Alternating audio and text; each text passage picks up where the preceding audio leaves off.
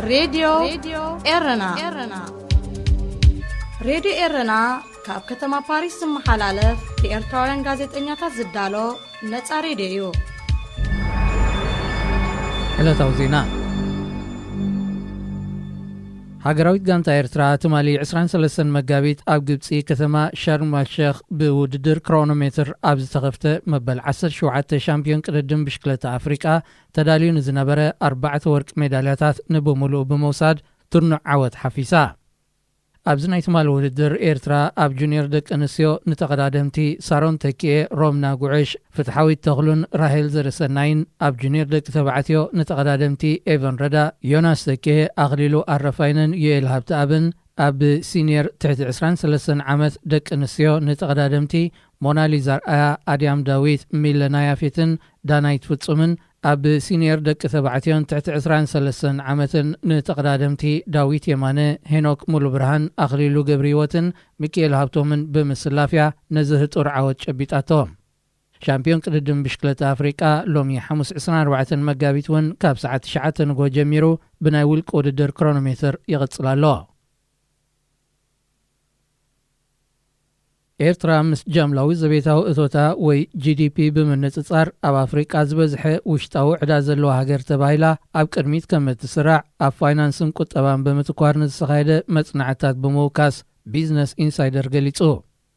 እዚ ማለት ኤርትራ ዓመታዊ ካብ እተፍርዮም ነገራት ክትረኽቦ ትኽእል ጃምላዊ እቶት ንላዕሊ ተውፅኦ ይበዝሕ። ብመሰረት ሓበሬታ ዘቤታዊ ወይ ውሽጣዊ ዕዳ ኤርትራ 175 ሚእታዊት ይበጽሕ።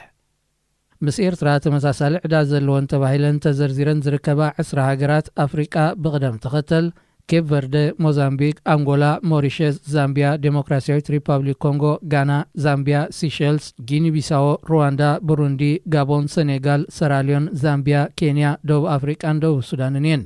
ባንኪ ዓለም ኣቐዲሙ ብዘርግሖ ጸብጻብ እውን ኤርትራ ምሰን ኣብ ከቢድ ጸቕጢ ዘቤታዊ ዕዳ ዝርከባ ሃገራት ኣስፊርዋ እዩ።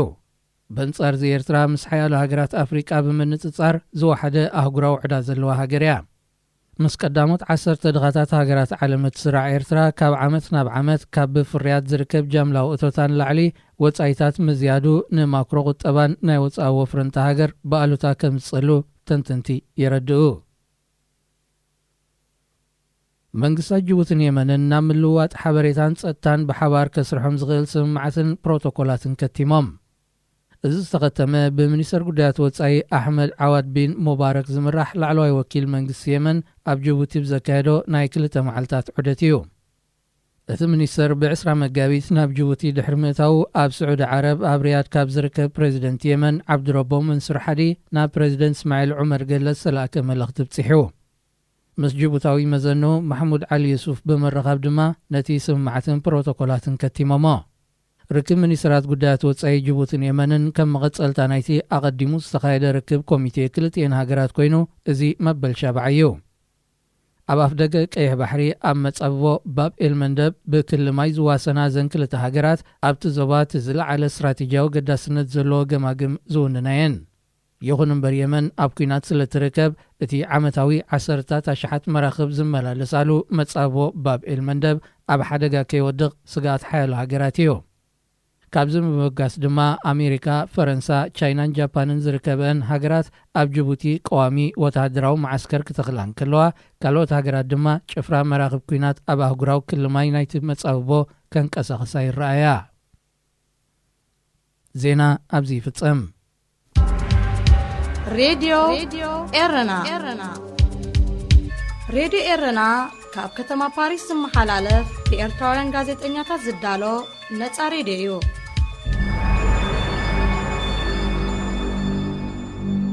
መንዳይ ፍትሒ መንዳይ ኩሉ ዓይነት መሰላት እዩ። ብይርጋለም ፍስሓ ሬድዮ ኤረና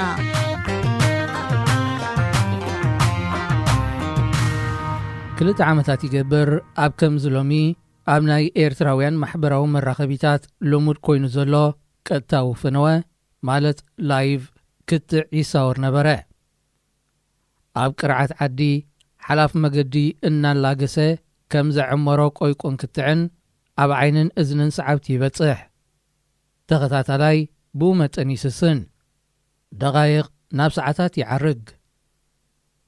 ዋና ቀጥታዊ ፈነወ ዝኣኽሎ ምስ ተዛረበ ንመልእኽቱ ዘራጉዱ ወይ ዝጽግኑ ወይ ከዓ ዝቃወሙ ሰባት ብጻውዒት ቴሌፎን ናብ ማኣዱ ይዕድም ሓድሽ ድምፅታት ምስክርነት የቕርብ ኣብ ከምዚ ኸኣያ ሓንቲ ሓፍትና ድምፃ ከተስምዕ ኣብ መስመር ቀጥታዊ ፈነወ ዝተረኽበት ከምዚ ብምባል ድማ ዘረባ ጀመረት ኣነ እኳ ደላይት ፍትሒ ኮንኩን ብመገድቲ ዝያዳ ይገልጽኒ እዩ ዝበለቶ ወይ ክንጽር ዝደለየቶ መግለጺ ተላለየት ቀጺላ ድማ እታ ዝረኣኽዋ ንጎሮሮይ ክምስክር የቐሪበ በለት እዞም ክልተ ኣብ መልሓሳን ንሓድሕዶም ዝጋጨው ዝነበሩ ቃላት ነቓልቦይ ስለ ዝወሰድዎ ብድሕሪኡ ዝበለቶ ይሰማዕክዋን ክትብሎ ዝደለየት መሲሉ ዝተሰማዓኒ ከም ዝስዕብ እዩ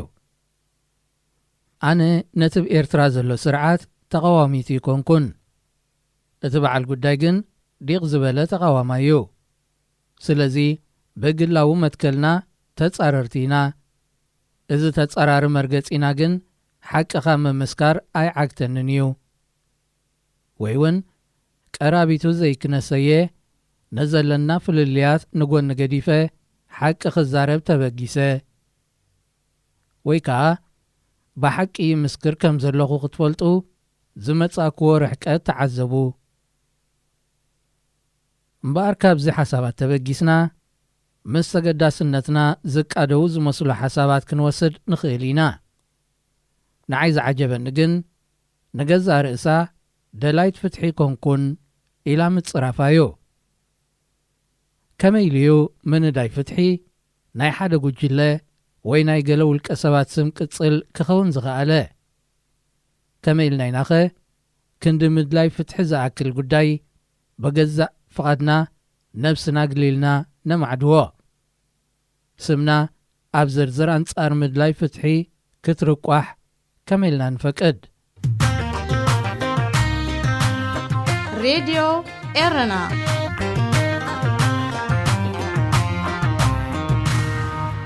ፍትሒ ከም ኣመር ዝጀመረሉን ዝፈለቐሉን መድረኽ ዝተፈላለየ ኣመለኻኽታታትን መረዳእታታትን ፈላስፋታት ጥንታዊት ግሪኽ ዝተኣንገድልውን እንተኾነ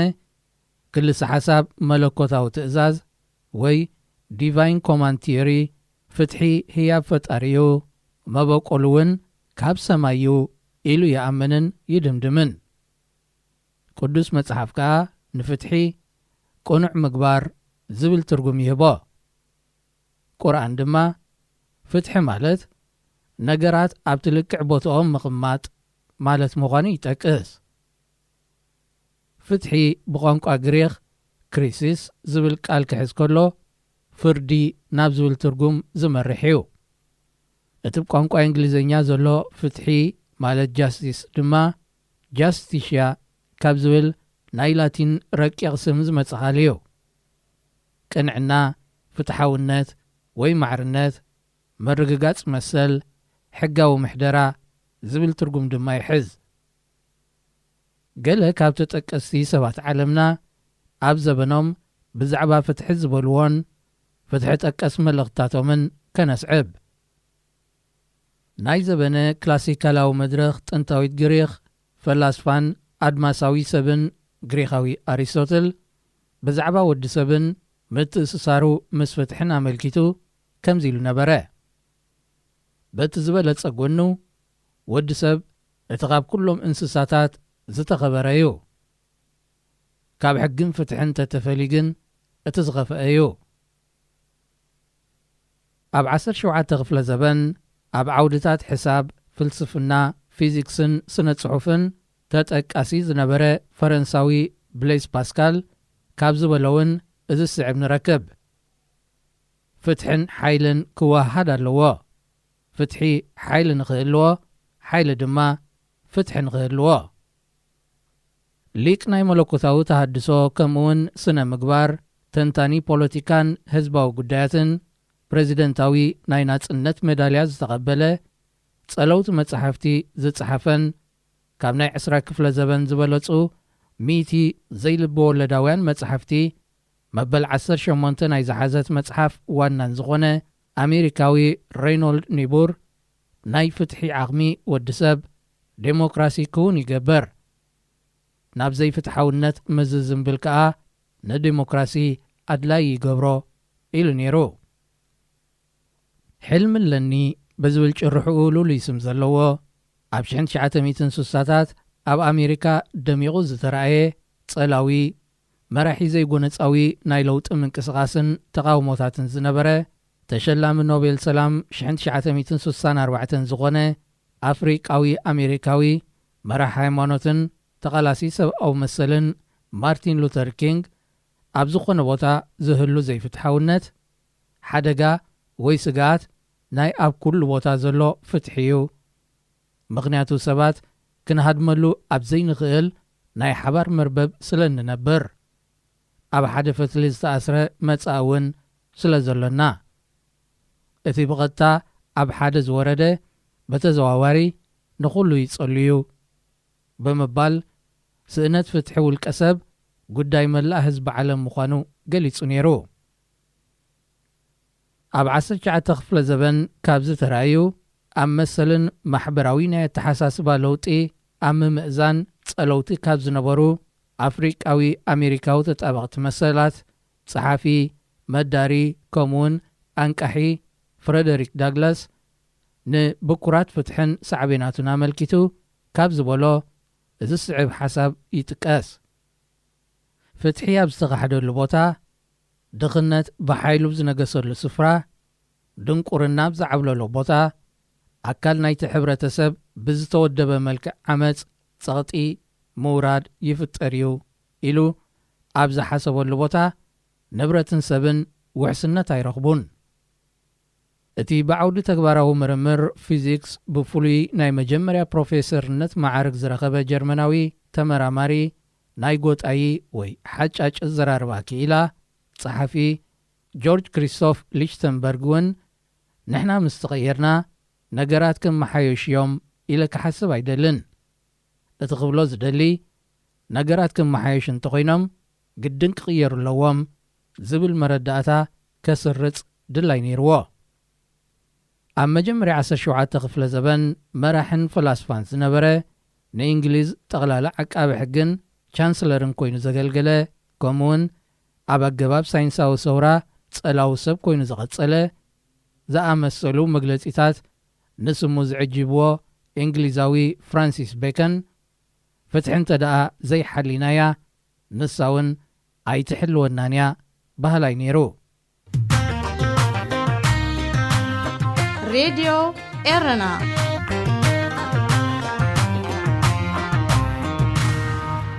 ፍትሒ ብመልክዕ ዝወሃቦ ግብረ መልስን ተግባራውነቱን ክርአ እንከሎ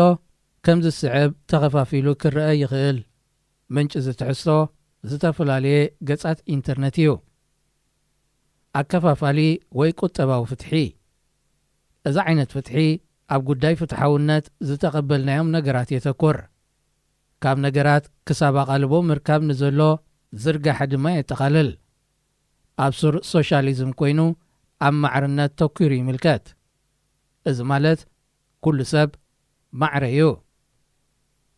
ፍትሓዊ ካይዳ ወይ ፍትሓዊ ስርዓት ሰባት ኣብ ዝወሰድዎም ውሳኔታት ፍትሓውያን ምዃኖም የረጋግጽ። ናይ ፍትሓዊ ጾታ ወይ ፌር ፕሌይ ጥንሲ ሓሳብ እምበኣር ኣብዚ ቦትኡ ነገራት ብፍትሓዊ መገዲ ተኸናዊኖም ኣለዉ ኢልና ምስ እንኣምን ከዓ ሚዛኑ ናይ ምቕባል ተኽእሎና ክብ ዝበለ ይኸውን። ብኻልእ ኣባሃላ ንኻልኦት ዘለዎም ነገራት ካብቲ ንዓና ዘለና ዝበለጸ ወይ ዝበዝሐ ከም ዝኸውን ምእማን ማለት እዩ። ናይ ሕነ ፍትሒ ኣብ መትከላት መቕጻዕቲ ይሰርሕ። ነቲ ተፈጺሙ ዝተባህለ በደል ዝምጥን ነተበዳሊ ድማ ይኽሕስ እዩ ብዝተባህለ መጠን መቕጻዕቲ ግብረ መልሲ ይህብ። ይኹን እምበር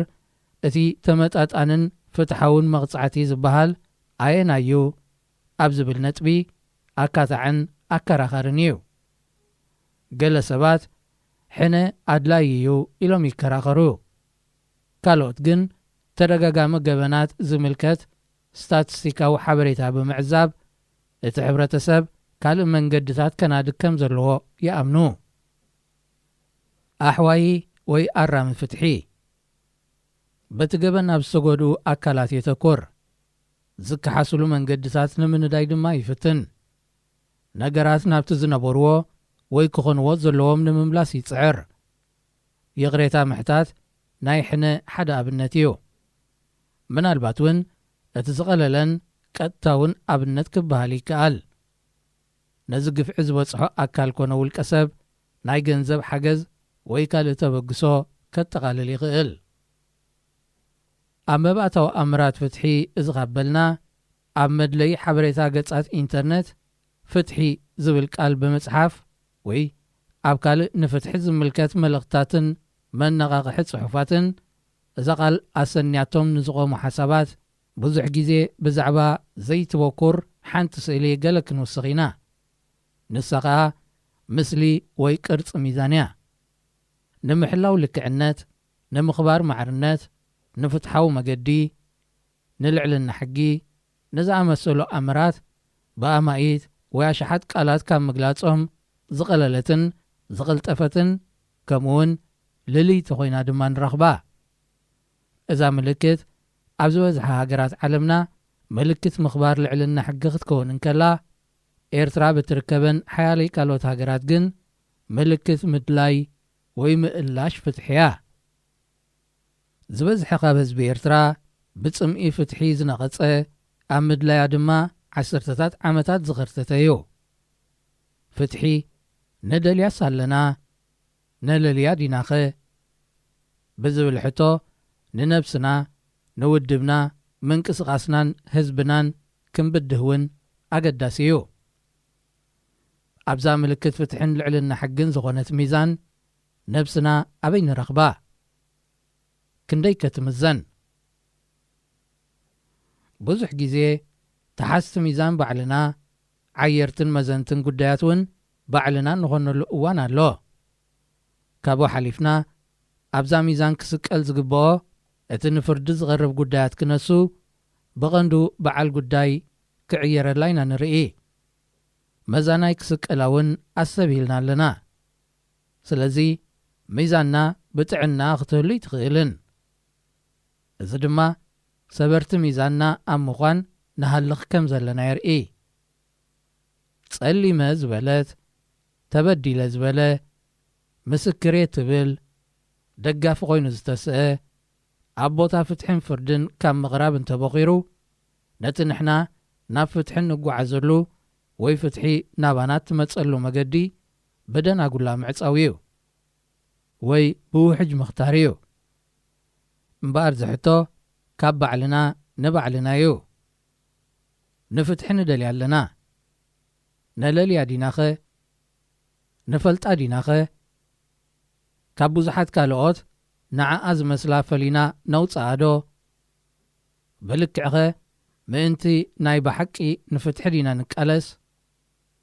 ሚዛንናኸ ጽሪት ድያ? ትኽክለኛ ድያ? ካብ ምቕናን ሓራ ድያ? ንሕልዋ ዶኸ? ህላወ ፍትሒ ብሚዛን ህላወ ሚዛን ንፍትሒ እዩ። ምንዳይ ፍትሒ ድማ ምንዳይ ኩሉ ዓይነት መሰላት እዩ። ሬድዮ ኤረና ሬድዮ ኤረና ካብ ከተማ ፓሪስ ዝመሓላለፍ ብኤርትራውያን ጋዜጠኛታት ዝዳሎ ነፃ ሬድዮ እዩ።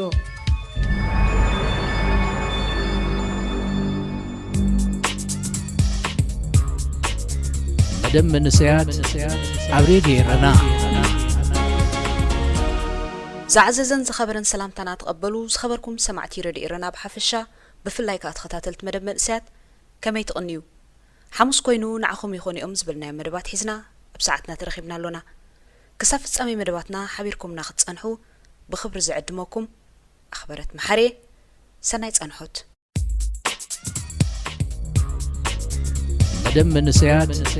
عبريدي إيرنا سبز اللوو الرافدي يموت إذ به لزي أب عدنا نسبات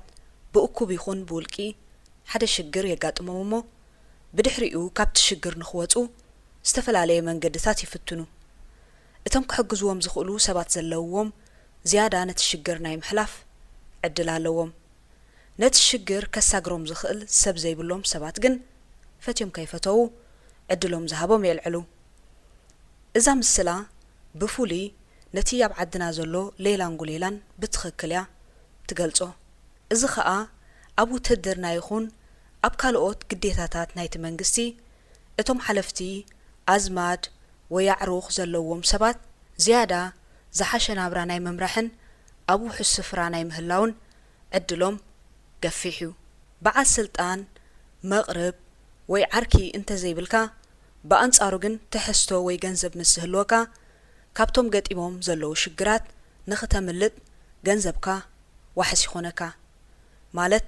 ሓደ በዓል ስልጣን ብገንዘብ ትገዝእ ስለዚ ኸኣ በቲ ዘሎካ ሰብ ይኹን ገንዘብ ህይወትካ ወዓል ሕደር ትብል ማለት እዩ እቲ ሽግር እውን ሸፈፍ ኢልዋ ሓልፍ ሽዑ በቲ ሰብካን ገንዘብካን ዝያዳይ ናይ ምቕናይን ምርፋድን ዕድል ስለ ዘሎካ ሰብ ዘለዎ ኣራፊዱ ይመውት ይበሃለልካ ማለት እዩ ኩነታት ኩናት ሩስያን ዩክሬንን ብፍላይ ብሓፈሻ ኸኣ ኩነት መላእ ኤውሮጳ ከመይ እዩ ዘሎ ክብል ምስ ደለኸየ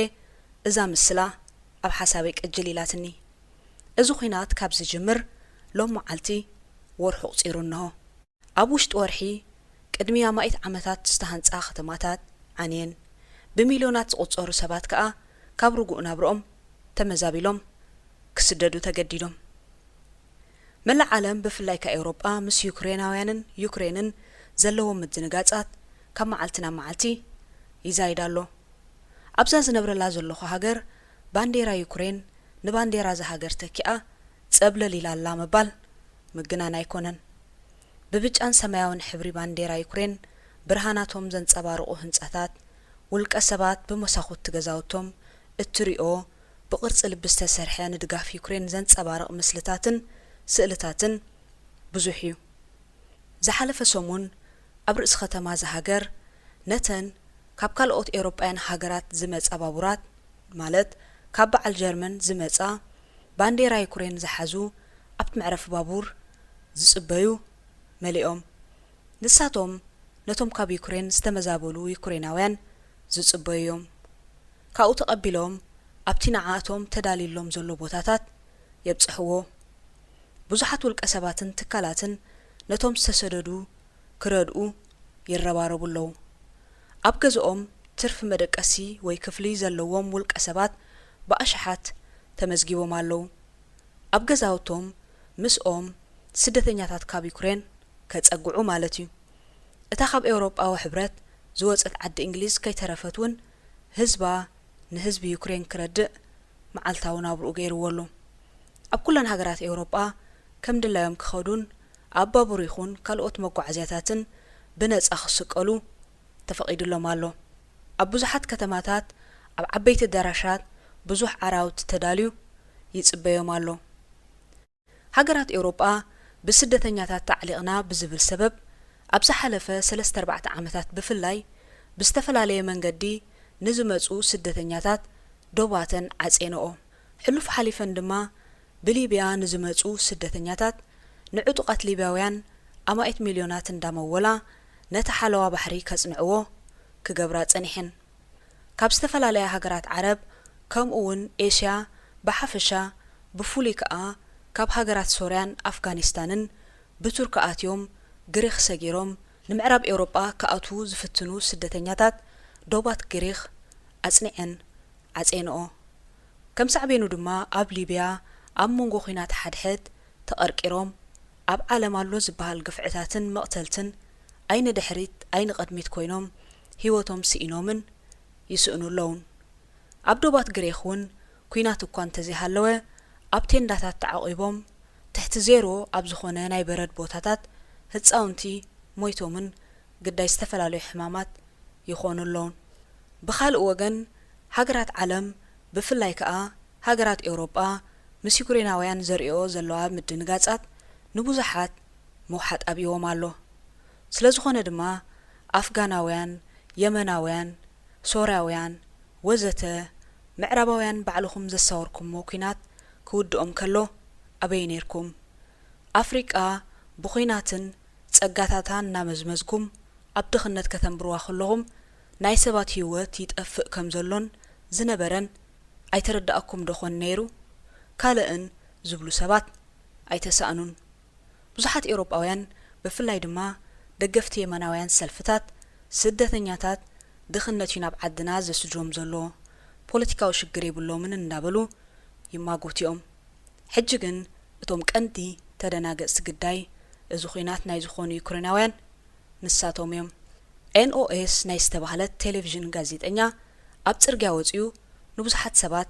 ብዛዕባ ስደት ዩክሬናውያንን ካልኦት ስደተኛታትን ፍልልዩ እንታይ ይብሉ ይሓቶም ሚእታዊት ናይቶም ኩሎም ዝተሓተቱ ሰባት ንናይ ዩክሬናውያን ስደት እዩ ኣዳልዩ ምኽንያቱ ክሕተቱን ከለው ንጹር መልሲ ነበሮምን ብርግጽ ንሕና ከም ኤርትራውያን ንህይወት በቲ ኣብ ዓድና ዘሕለፍናዮ ምዕፋንን መሰልካ ምጉዕጻጽን ጥራሕ ስለ ንልክዖ እቲ ኣብዚ ንረኽቦ ትንፋስ ማለት ንእሽተይ ረህዋ ከም ድሌትካ ትሰርሕ ከም ድሌትካ ሕልምኻ ትተግብር ናትካ ገዛ ይህልወካ ግዱድ ዕስክርና ይብልካን ወዘተ እዞም መባእታውያን ነገራት ምስ ረኸብናዮም ብድሕሪኡ ክህልወና ዝግብኦ መሰል ብዙሕ ኣይንቕልበሉን ኢና ብርግጽ ከዓ ካብ ናይ ዓድና ዝኸፍእ ምዕፋንን ምብኻን ንእስነትን ስለዘየለ እቲ ምስተሰደድና ዝረኸብናዮ መሰላት ብዙሕ ክመስለና ንብር እዩ ግዳ ሰብኣዊ መሰላትናን ግዴታትናን በቲ ኣብ ኤርትራ ዘሕለፍናዮ ዘይኮነስ በቲ እዘን ዘለናየን ሃገራት ዝህብኦ ዋጋ ክንርድኦ እዩ ዝሓሸ እዘን ሃገራት ኣብኣተን ክንነብር መሰላት ሂበናና እኳ እንተሃለዋ ንሕና እውን ብዙሕ ኢና ንህበን ዘለና ብዓቢኡ ንእስነትና ኣፍራይነትና ኣብ ዝተወፈርናሉ ስራሓት ኩሉ ዓይነት ኣገልግሎታት ንህበን ኣሎና ንኤርትራዊ ንኢትዮጵያዊ ንዩክሬናዊ ንሶርያዊ ንኣሜሪካዊ ንሓደ ካብ ካልእ ጫፍ ዓለም ዝመጽእ ወዘተ ዘይትምነዮ ነገር እንተደኣ ሃልዩ መረበቱን ዘዕበዮ ቦታን ሓዲጉ ከይስደድ እዩ ካብ ኮነ ግን ኣብቲ ዝተሰደድካሉ ቦታ ብሓደ ዓይኒ ክትርአ ይግባእ ነይሩ እቲ ሕጂ ንሪኦ ዘለና ግን ከምቲ ኣብ መእተዊ ዝተጠቕሰ ኤውሮጳውያን ካብ መቕረብ መንቐርብ ገይሮምዎ ንርኢ ኣሎና ሰብ ዘለዎ ኣራፊዱ ይመውት ይበሃል ከኣዚ እቲ ኣብ ሃገራት ምዕራብ ከም ባህሊ ተኣታትኡ ዝበሃል ዝነበረ ብዛዕባ ዓለማዊ መሰል ደቂ ሰባት ምሕሳብ ዝበሃል ነገር ኣንጻሩ ኮይኑ ኣሎ እዚ ነገር እዚ ግን ሓደ ነገር ምሂሩ ክሓልፍ ኣለዎ እንትደኣ ኮይኑ ብፍላይ እኳ ደኣስ ንኣፍሪቃውያን ሰብ ናብ ሰቡ ዝዓይነቱ ኣተሓሳስባ እንተልዒሉስ ኣብ ኣፍሪቃ ተኸባቢርናን ተሓላሊናን ምንባር ክምህረና ክጅምር እዩ ማለት እዩ ሰላምን ምርግጋእን ንኣብ መላእ ዓለም ዘሎ ህዝቢ ዓለም ሬድዮ ኤረና ሬድዮ ኤረና ካብ ከተማ ፓሪስ ዝመሓላለፍ ብኤርትራውያን ጋዜጠኛታት ዝዳሎ ነጻ ሬድዮ እዩ